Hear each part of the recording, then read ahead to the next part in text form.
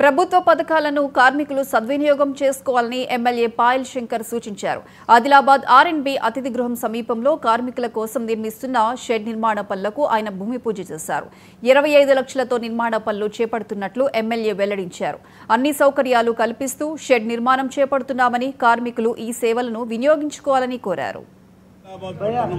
వేల మంది కార్మికులు, భవన నిర్మాణ కార్మికులు కానీ మిగతా కార్మికులంతా కూడా పనిచేసుకునేటటువంటి వాళ్లకు ఒక వేదిక అనేది లేని కారణంగా రోడ్ల మీదనే వాళ్ళు ఉండడం, మరక్కడ ఎటువంటి ఫెసిలిటీస్ లేక, తాగడానికి నీళ్లు లేక, వాళ్లకు ఉన్నటువంటి సమస్యలని చర్చించుకోలేక, మరి వాళ్లకు ఉన్నటువంటి ఆ పరిస్థితుల్ని అర్థం చేసుకొని 25 లక్షల రూపాయలతోని ఇక్కడ ఆర్ఎండ్బి గెస్ట్ హౌస్ ముందర కార్మికులకు సంబంధించినటువంటి అన్ని వసతులతో కూడినటువంటి ఒక సముదాయాన్ని ఇక్కడ నిర్మించడానికి ఈరోజు 25 లక్షల రూపాయలతో కూడినటువంటి అంచనాలతో భూమి పూజ శంకుస్థాపన చేయడం జరిగింది.